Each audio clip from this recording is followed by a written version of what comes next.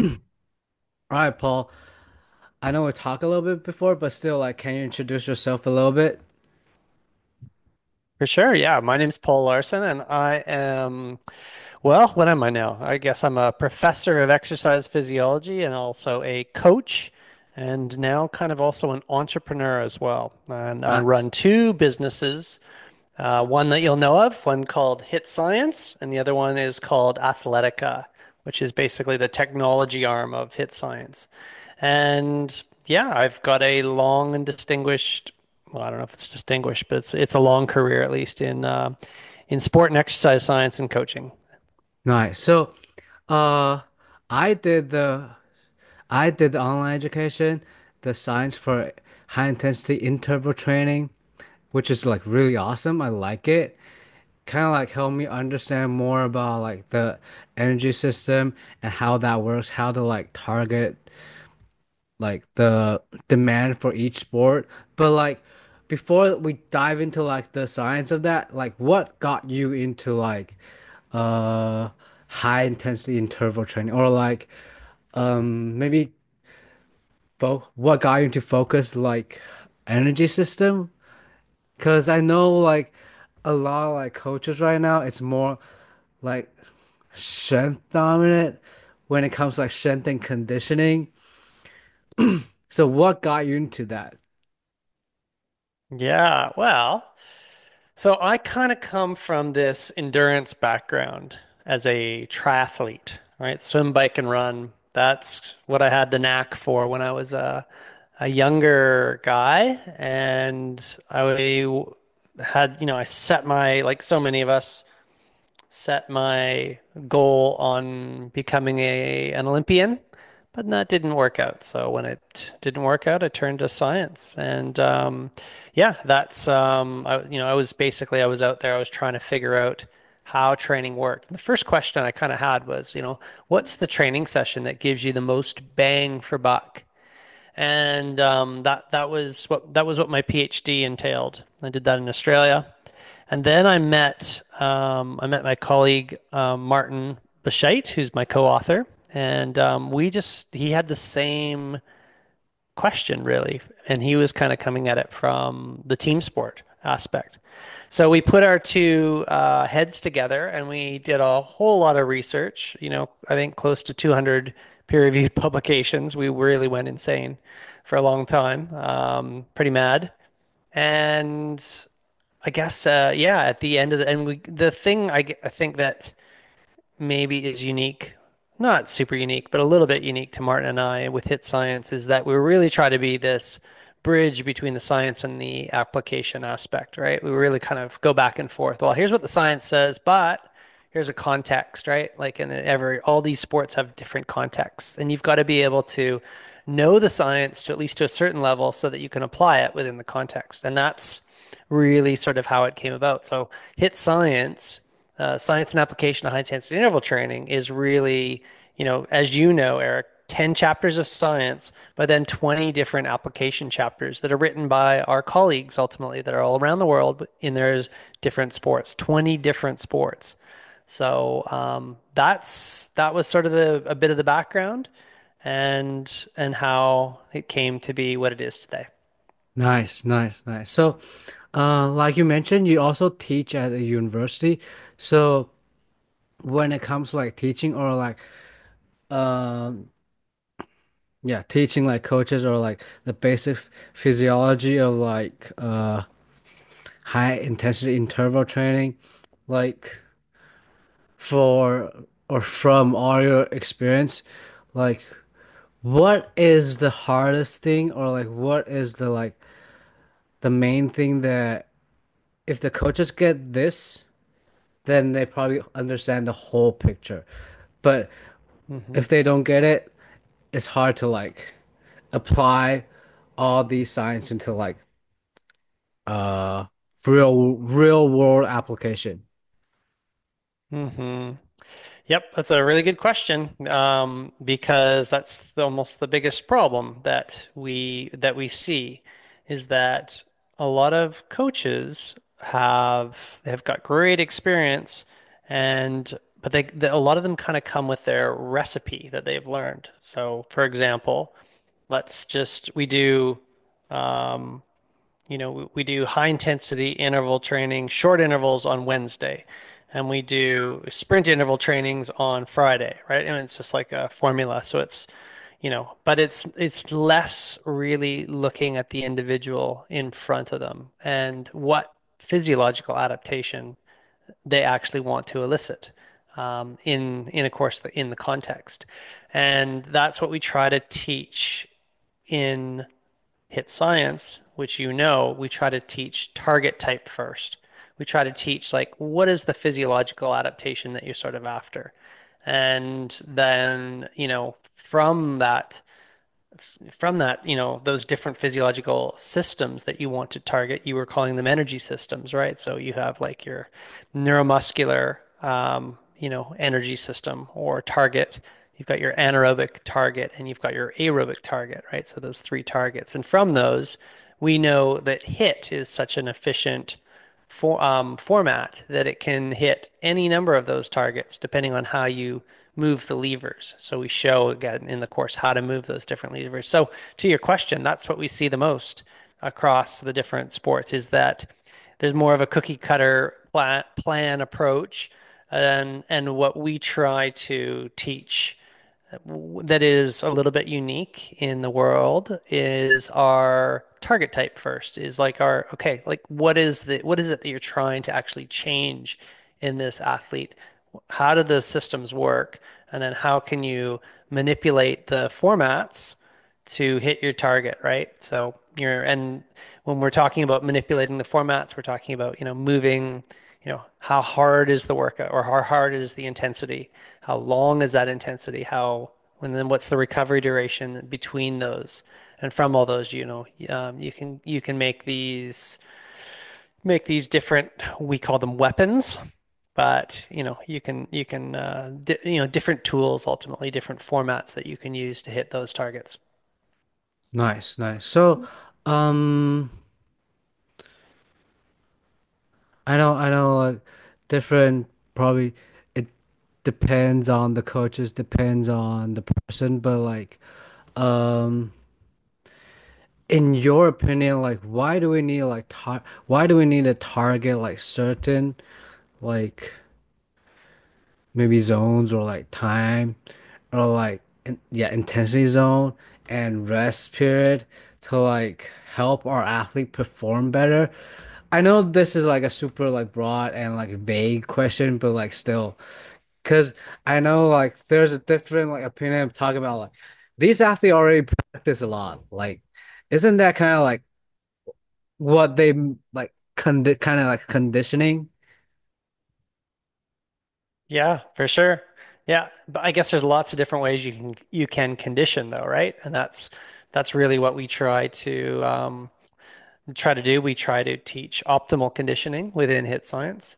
And, I guess we are of the belief that you just don't want to flog athletes. And that's not the way to go and condition them. In other words, this is the no pain, no gain approach that is so rampant across different different sports, especially in North America. And again, with a targeted approach, our recommendation is that you get in, hit your target, and walk away.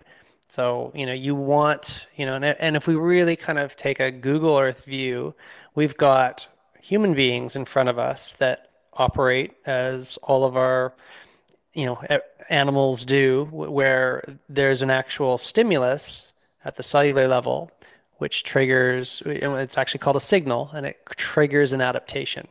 That's one thing you want to kind of keep your eye on or try to learn if you can. What are the molecular signals that I could actually be hitting with my different training types? And then you've also got a central nervous system that you got to take care of as well, right? A lot of us have heard of our fight or flight sympathetic system and our rest and digest parasympathetic system. So if you're always just going hard with the no pain, no gain philosophy, yes, you'll hit a few of those targets that you're after, But often it is at the expense of the fatigue aspects. And we get rundown athletes, we get often overtrained athletes, we get injured athletes, we get sick athletes. And that's just there's a better way ultimately, and that's what we try to teach. We try to teach a better way to go about your thinking about your training and executing your training. Yeah, that's what we do. Nice, nice. And also one thing I like about like uh the online education you guys have is like you kind of give us like example like different sport demands, right? So uh I want to start because I work with basketball.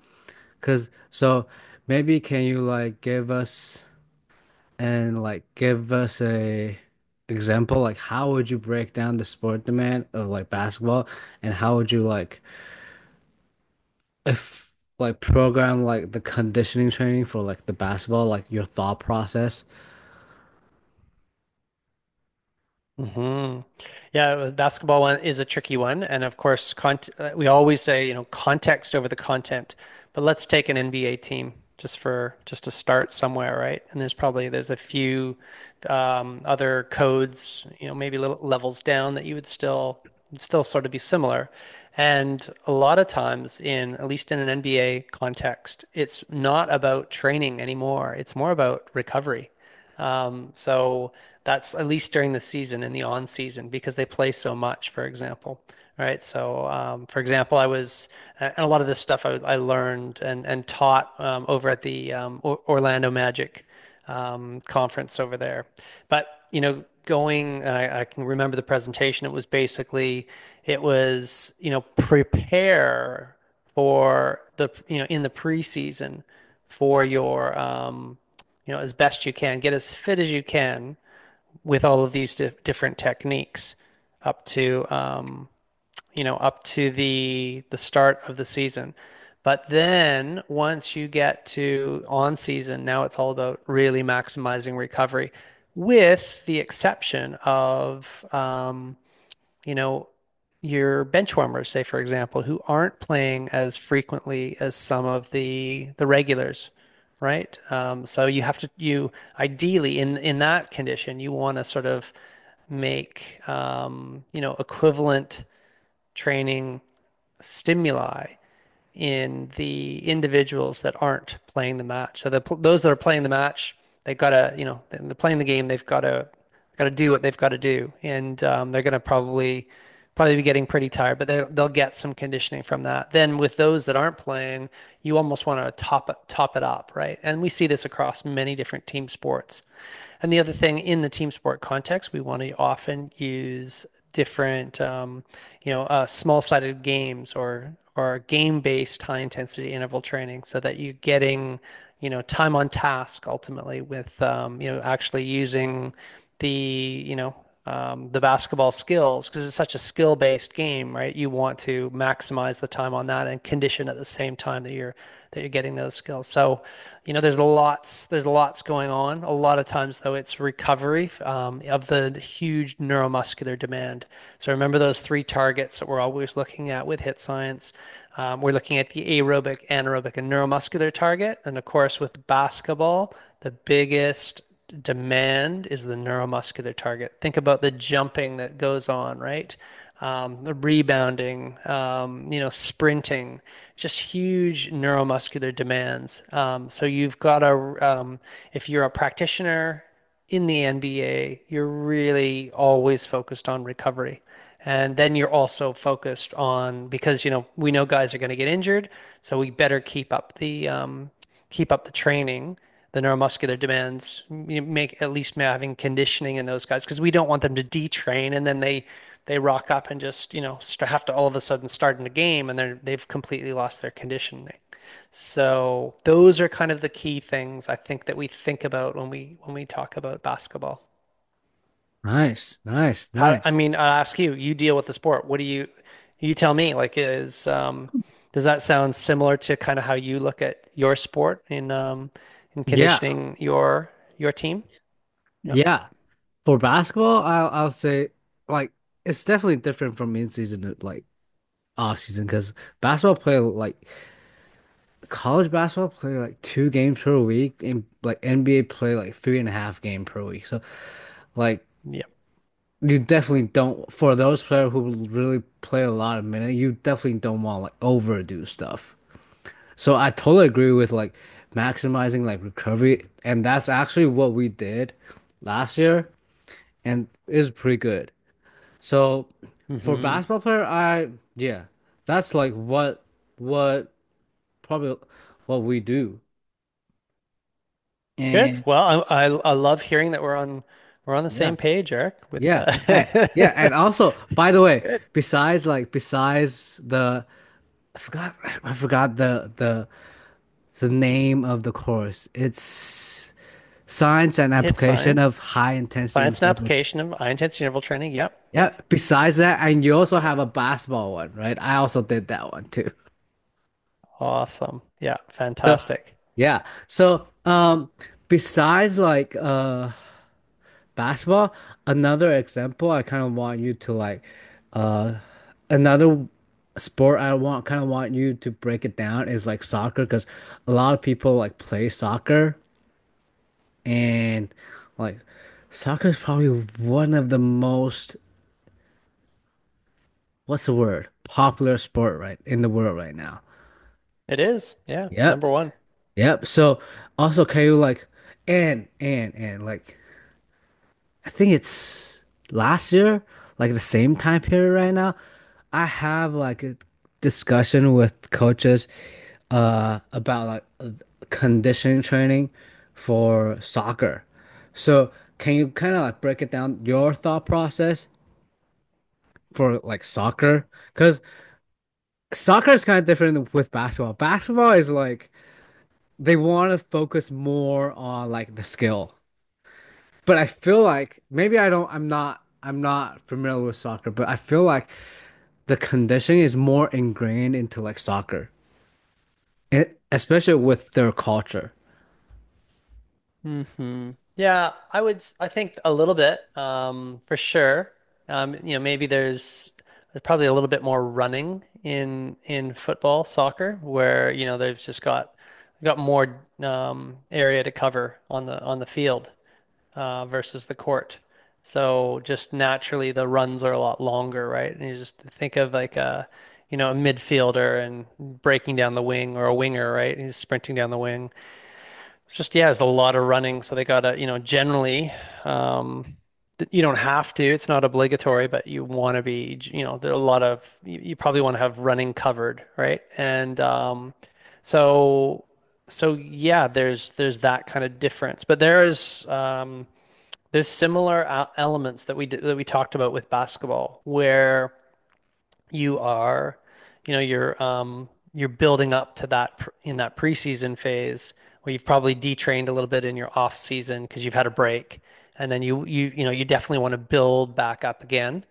And typically, it's the pattern, the cadence of the playing versus recovering typically tends to be on average like a weekend game, right? And then, sort of maybe a little bit less during the week, right? And then maybe there's 5 days to play, and they always talk in terms of days plus or minus, right? So um, D minus four, or sorry, D plus four, yeah, D minus four, like 4 games to go and all that sort of thing, right? So there's certain training cadence that happens with respect to days away from the actual game, and recovery days after as well. So, but and with also that build up of fitness to the time when they need to play. The other thing that's interesting also with the soccer football is also related to your bench, right? Your benched players, say for example, those that aren't playing as much, or your subs, like they're just not getting as much running, high speed running that's going on. So, one of the things that I know Martin, my colleague, wants to do is top up.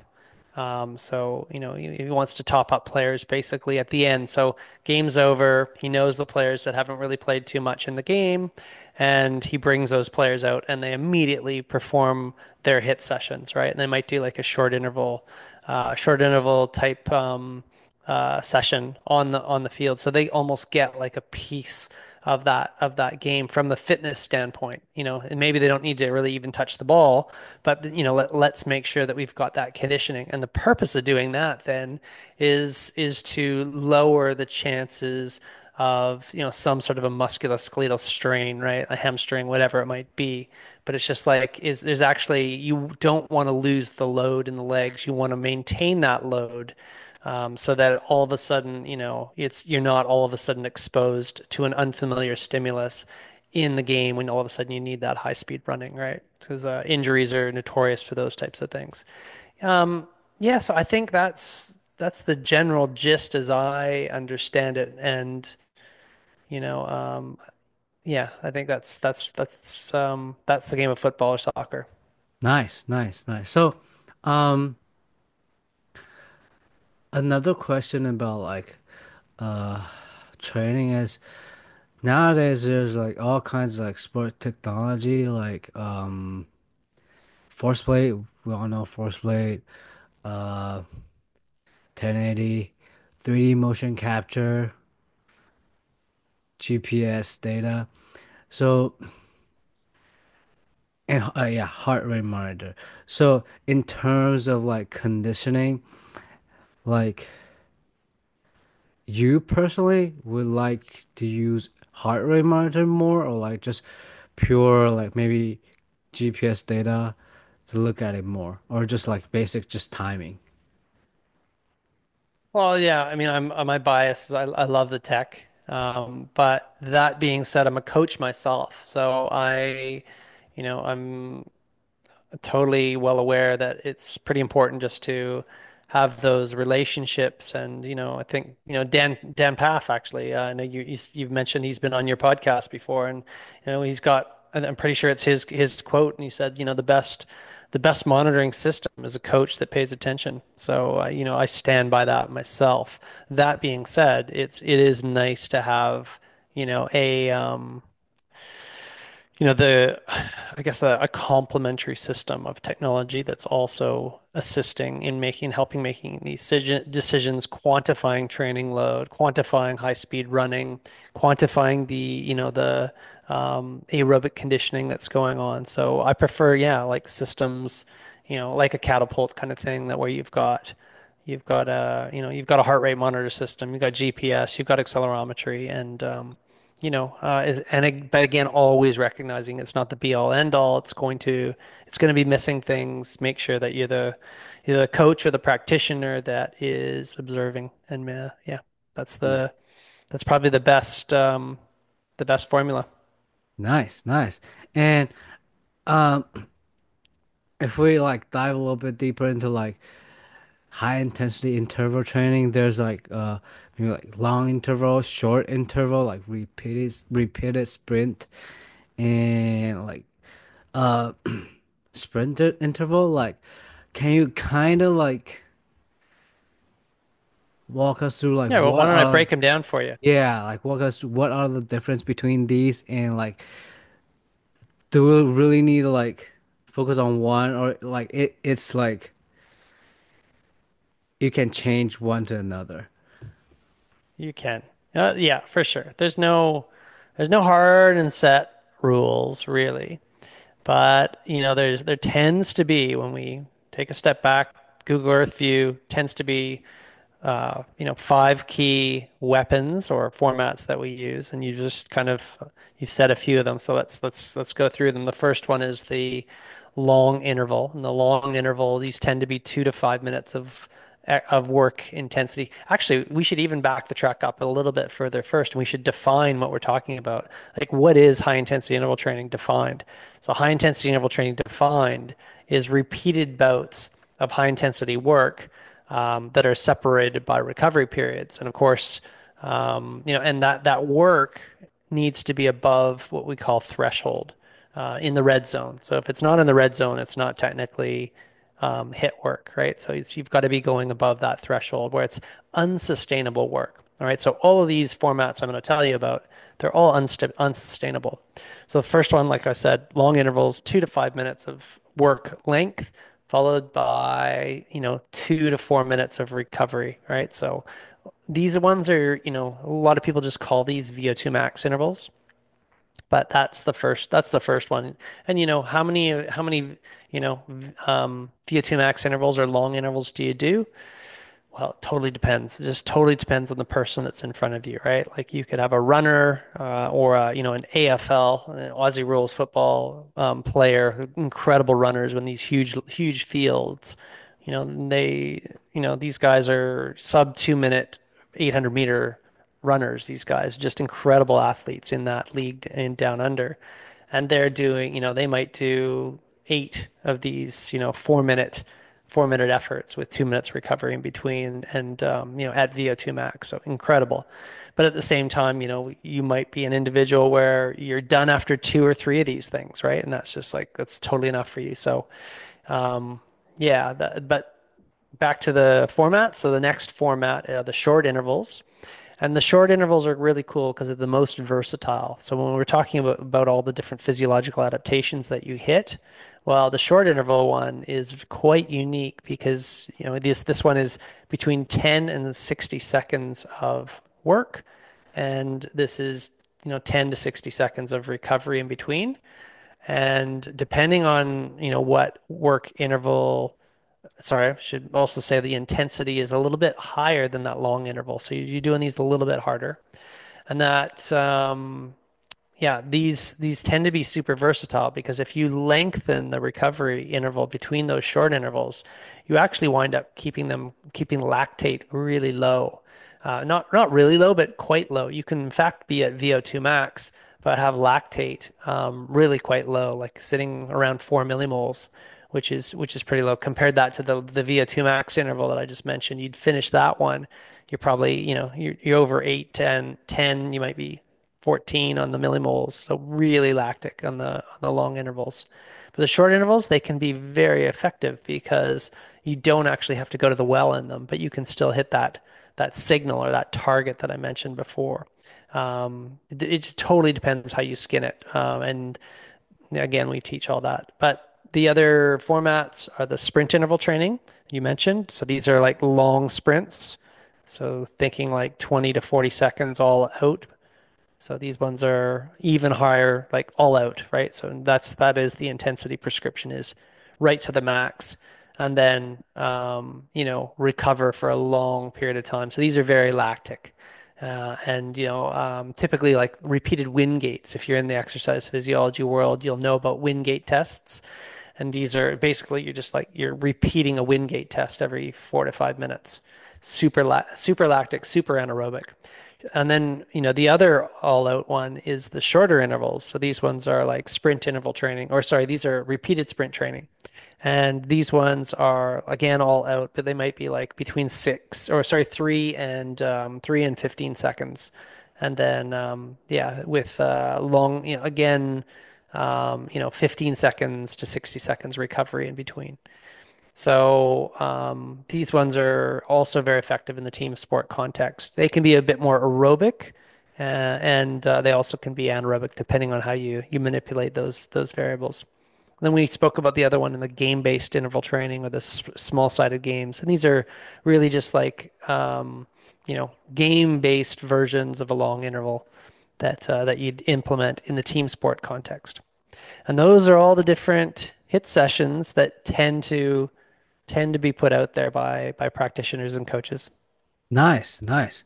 Because I like how you kind of like uh break it all down. And at the beginning, it's like you kind of said that uh you can always switch from one to another. It's not like you have to stick with this. So, um, all right. So, what are like some common mistakes you see when coaches programming like the high intensity interval training? Yeah, well, I think probably where we let off on this talk, again, I go back there because that's the most common thing that we see is where you've just got that formula where it's like, I just do long intervals on Monday, and I do short intervals on Wednesday, and I do repeated sprint training on Friday, and that's the recipe. That's what I do, and everyone's going to do the same thing, and so there's very little individualization going on there. Like, why are you doing that? Because someone before kind of said, I just know it works, right? There's just yeah, there I think we can challenge ourselves to be a little bit more strategic and intelligent ultimately with the prescription. And that's the aim of hit science. That's what we teach. There is kind of a different way. So yeah, the common way is to do it just how I was told to do it or I learned it. And then what we are trying to do is just think about it a different way. And for us, our hopefully we're helping people be more individualized and getting a better outcome. I mean, at the end of the day, you want consistency in your training. So how can you achieve consistency? Well, you want to train smarter, not harder. And yeah, you want to keep athletes out there, especially your star players, right? It's in the context of team sports, it's all about skill-based players. So you've got to protect your skill-based players. If you're thrashing them and you injure them, it's not going to be good for business. So, and sport is big business, as you know. Nice, nice. So, uh, besides like you mentioned, the most common uh mistakes that coaches make. Another way of doing whatever. I'm just gonna ask it anyway. So the thing about like conditioning or like interval training, like why do since we work for a sport, like I work with basketball, like maybe other coaches work with soccer, football, or like rugby, maybe tennis. Like each sport, if you look at the research, each sport have like different work to rest ratio, right? Why don't we just focus on that? Why don't we just focus on specifically just focus on that? Mhm. Well, I mean, I guess you can, but it's like I just don't understand the science beside like the work to rest ratio. That's it. So Um, again, like does physiology work based on a work to rest ratio? And I don't know. I don't believe it. I didn't learn it. It did. So that's why we don't focus on work to rest ratios per se. We work on, specific work interval or work interval durations, work interval intensities, rest interval intensities, numbers of reps, total load. We're just a little bit more scientific in our prescription. Nice. I like this answer because it's actually a few weeks ago, like I was kind of discussing with a few coaches about like how to program the conditioning training, and we were like, I'm not personally, I'm not gonna like just focus on like what is the sports like work to rest ratio. That just doesn't make sense to me. Like if I'm gonna do it, I'm gonna probably gonna target like physiologically, like what are like physiological like different systems, or maybe like what I want to achieve. Because if you just focus on the sport, like why don't they just play the game? Yeah, for sure. Yeah, I mean that all that being said, it's good to look at the physiological demands of the sport. So Yep, establish those, yep, right? And then try to match your training up to reach those demands. That sounds like common sense to me. yep. And but then I think maybe that's one of those mistakes that you're alluding to. You don't want to give that game demand every game, right? Like that's where you have to kind of take a step back and look at, well, how does the body actually respond to any little pieces of these training, right? We often like if you actually look at the logo of the, the Hit Science textbook, and it's puzzle pieces, right? So the whole everything's we really approach training like it's a puzzle, right? So you want to slot in the puzzle pieces that are appropriate to solve for the optimization of readiness on game day. So you only should be giving little pieces of the puzzle of that game. You shouldn't be giving the full game, right? So if you're so I think I mean I think this is answering your question. If we go to the game and we just measure work to rest ratios in a game, and then we go and try to repeat those in practices, that's I can understand the rationale, but that's not. We try to go a little deeper in our philosophy and our preparation, um, with sort of everything. Thinking target type first, thinking what does the individual need, thinking what does the individual need for in terms of their recovery thereafter, and get them ready for game day, right? And maximize, what does the coach need to, right? Like, what's all the skill-based training that's required? Because maybe conditioning isn't even the key thing that is needed in that athlete at that given time, right? Like we're talking about conditioning right now, but that might not be the thing that's really important. And coach is the boss at the end of the day, right? So it's great to have all these cool ideas about training, but they might take a back seat if there's other aspects that the coach wants worked on. So we always have to respect that as practitioner. And this also go back to like what you said, like context is more important than just content. You Always. always have to understand the context of the sport, of the culture, of the Yep. environment. 100%. Yeah.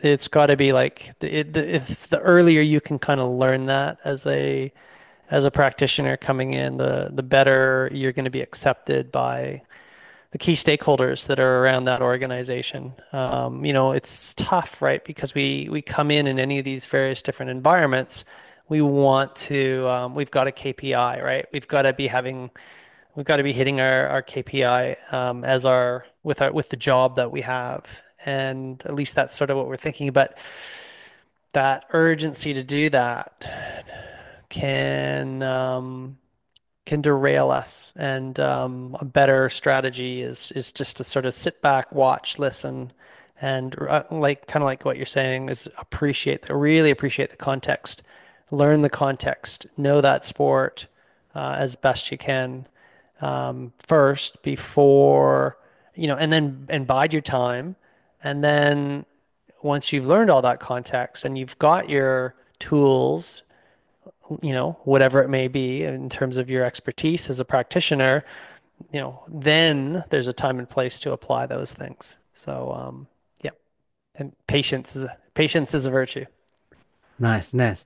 And I want to like kind of like emphasize like what you mentioned at the beginning of the podcast for the physiological is it like adaptation or like physiological, what is it called? Targets. Yeah. For HIIT, it's aerobic system, Yeah. anaerobic system, Yep. and neuromuscular demand, right? That's right. Yep. Those are yeah, for sure. So let's just think of, typically the things that matter in, any given sport. Certainly your aerobic system, right? Aerobic energy, clean energy, right? And we're talking about the clean ability to burn fuel with oxygen, the presence of oxygen. It's aerobic conditioning, right? And you want to have as well developed just about across any sport that's out there. You want to have a very well developed aerobic system because it facilitates not just the on-field performance, but it also facilitates the recovery between your sessions. So maximizing that, whenever possible is what you want to do. Um, and then the second one, of course, is the anaerobic performance. So we're talking about the lactic system, right? So you're just or at least the ability to move quickly. It's paired with the second or the third one, the neuromuscular system. They kind of go hand in hand. But we know we can't deny sports like rugby, say for example, they're very lactic. It's just they're quite demanding, and you've got to be able to sort of train that system, right? And then the third one is the neuromuscular. It's probably the most complex one, hard to get right, but it's like, and when we're talking about the neuromuscular demand or neuromuscular response to exercise, we're talking about things like, muscle recruitment, muscle damage, muscle soreness. These are all the effects of the neuromuscular system, and the demands on it. But of course, it's so, your sport of basketball, Eric, you'll know like the incredible importance of that for rebounding or, dunking a ball. You've got to have like this real twitchy neuromuscular response. So you want to train that, but at the same time, you can't overtrain it. It's a system that will fatigue rapidly. So you need to sort of spare it and I guess activate it appropriately. So that's the neuromuscular demand. And yeah, any type of hit session can elicit one of those responses, one of those systems, two of those systems, or all three of those systems. And that's kind of how we classify our hit type system is that way. Cool, cool. And um, I'm gonna say that's probably all the question I have for you today. And I really appreciate that, like every question I have, you kind of provide me like context. And that's also the same thing you did with like your online education, which I really enjoyed because uh um it took me like I just finished it like recently, and before that, before I started to do that online education, it actually took me a lot of time to like really understand like the difference between like short interval, long interval, repeated sprint, the demand of the sport, what exactly are we trying to achieve, especially when we talk about like conditioning. People like coaches tend to like shy away from like those stuff. It actually took me like a long time to understand those stuff. And in the course, like no matter like the basketball one I did or like the science and health, am I health and science or science and application? Yep. Yeah, the health course Yeah, it yeah. comes in there as well with Dr. Phil Maftone. So science and application of high intensity interval training. So you guys like give us like the context. So instead of just understanding like the physiological demand, you kind of like provide everything we need to like put it together. So Yeah, that's the total game. We try to give you everything that you need to do the job that you're doing, right? So that yeah, so yeah, I'm so glad that you enjoyed it, Eric. And no, yeah, it's I really liked it because like you mentioned, providing the context is probably the most important thing. Understanding yeah, context is the most important thing. for sure, for sure. That's the number one rule. You think about, there's a lot of great university programs that are out there, courses around the world, but and you get that degree, but you kind of come out of it sometimes and you're like, well, now I gotta help this coach. Do I really know stuff? And you get a little bit, it's like, oh, geez, I wish I had known a little bit more maybe or whatever, right? And this is kind of the content that is in Hit Science. Like it's very applied, or yeah, it's science, but it's science applied. It's like this is why you need to know the science because you're going to need to know this for your coach and programming and all these sorts of things. And you also mentioned, Eric, that the field of strength and conditioning as a whole tends to be very S dominated, very strength dominated, but there isn't a deep focus on conditioning. And that's really the role that Martin and I have been trying to play with Hit Science and our team behind Hit Science. We're really trying to fill that conditioning need. And I hope, yeah, I think we're doing a decent job of that. So yeah, thank you so much for having me on today, Eric. I really appreciate it. No, I appreciate it. I appreciate it. So, um, for those who are interested in what we're talking about today, HIIT conditioning, where can they find you? And for those who are interested in the book is really awesome. And the course that I did, or I think there's other courses besides basketball. As I remember, I think there's like soccer and tennis, if I'm remember it correctly. I'm not sure. Yeah, man. There's 20 different sports in there. So Yeah, yeah. if you, Where can they find it? we probably have your sport. If you're into it, we probably have it. So but yeah, and actually I want to put a call to action to your listeners as well, Eric. If you've listened to this and this is something that you're interested in, this is pretty close to Christmas. I'm not sure if this will get out there in time, but we have some huge Christmas specials going on, sales we've never even given in the history of Hit Science. So if you're keen, check us out. Go to hitscience.com. Get onto the mailing list so you get our broadcast and yeah, there's some big deals that are kind of happening and also check us on all the socials as well at Hit Science, HIIT Science. Nice, nice, nice.